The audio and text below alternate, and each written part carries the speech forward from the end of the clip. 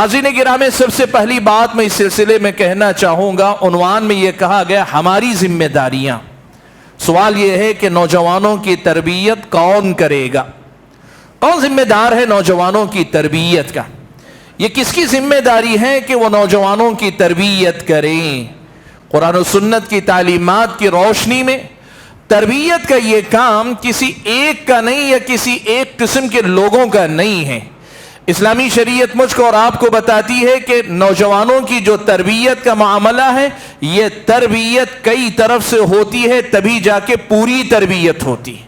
یہ تربیت کئی حوالوں سے جا کر مکمل ہوتی ہے، تبھی ایک نوجوان کو مکمل نوجوان بنا پاتی ہے، صحیح نوجوان بنا پاتی ہے۔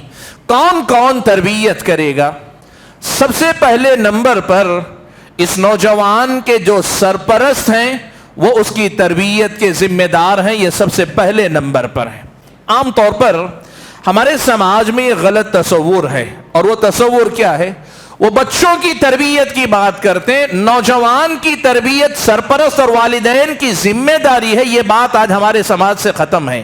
لوگ یہ سمجھتے ہیں کہ بچہ یا بچی جیسے ہی بلوغت کی دہلیز پہ قدم رکھیں، جیسے ہی وہ بڑے ہو جائیں، وہ اتنے بڑے ہو جاتے ہیں کہ ماں باپ کی بات سننے سے بھی بڑے ہو جاتے ہیں، وہ ماں باپ سے بھی بہت آگے نکل جاتے ہیں۔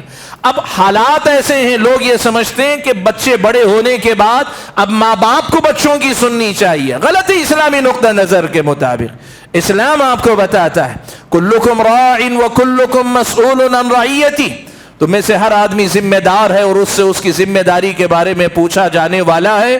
اور یہ ذمہ داری کس کس کی ہے؟ اللہ کے نبی نے جو تفصیل بیان کی اس میں اللہ کے نبی نے کہا الرجل راع فی بیتہ، وہ اپنے گھر میں اور اپنے گھر والوں کے بارے میں ذمہ دار، اس سے پوچھا جانے والا ہے۔ اسی لیے یہ بات یاد رکھیں کہ ہمارے اور آپ کے جو سرپرست حضرات ہیں وہ ہمارے نوجوانوں کی تربیت کے سب سے پہلے ذمہ دار ہیں۔ اور آپ یہ بات یاد رکھیں کہ آپ کا بچہ بلوغت کی دہلیز میں قدم رکھا ہے تو بچپن کے مقابلے میں بڑا ہوا ہے، آپ کے مقابلے میں وہ بڑا نہیں ہے، وہ ابھی بھی آپ کا بچہ ہے۔ اور بچے چاہے جتنے بڑے ہو جائیں ماں باپ کے بچے ہی ہوتے ہیں۔ اور نوجوانوں یہ بھی سمجھا کرو، ماں باپ کے بچے بن کر رہنے میں زندگی کا ایک الگ لطف ہے، کبھی وہ لطف بھی لیا کرو۔ کبھی یہ بھی دیکھا کرو کہ اپنے ماں باپ کے سامنے ہمیشہ کے بچے بن کر رہو۔ اللہ تعالیٰ نے زندگی میں ایسی لذت، ایسا لطف رکھا ہے کہ آپ کو مجھ کو اندازہ نہیں ہو سکتا۔ پہلی بات میں نے کہی والدین ذمہ دار ہیں۔ آپ کو معلوم ہے حضرت عائشہ صدیقہ رضی اللہ تعالیٰ عنہ کی شادی اللہ کے نبی سے ہو گئی۔ حضرت عائشہ صدیقہ رضی اللہ تعالیٰ عنہ اللہ کے نبی صلی اللہ علیہ وسلم کے ساتھ سفر میں ہیں۔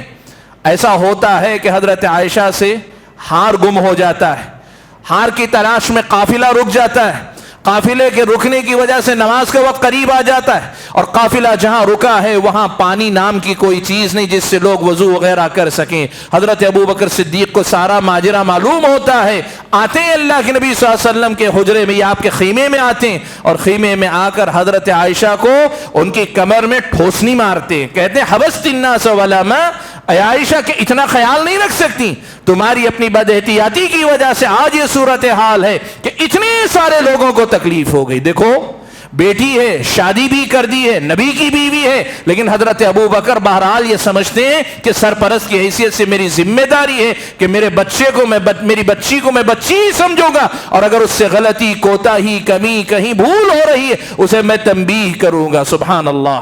حضرت عمر رضی اللہ تعالیٰ عنہ حضرت حفصہ کے پاس آتے ہیں، آ کر کہتے ہیں کہ اے حفصہ، شاید عائشہ اللہ کے نبی سے بہت زیادہ قریب ہے، بہت چہیتی ہے، اور اللہ کے نبی ان کا خیال رکھتے ہیں، ان کو دیکھ کر تم دھوکے میں مت آ جانا، کہیں ایسا تو نہیں کہ ان کو دیکھ کر تم بھی اللہ کے نبی کے ساتھ معاملہ کرنے میں ان کے نقش قدم پہ چل رہی ہو۔ حضرت عمر حضرت حفصہ کو نصیحت کر رہے ہیں۔ آپ بتاؤ، بیٹیاں جو دوسرے گھر میں دے دی گئی، لوگ سمجھتے ہیں کہ ہماری ذمہ داری ختم ہو گئی۔ اسلام آپ کو بتاتا ہے کہ بچے نوجوان ہو جانے کے بعد بھی والدین کی ذمہ داری ہے، آپ ان کے سرپرست ہیں، ان کی سرپرستی کیجئے۔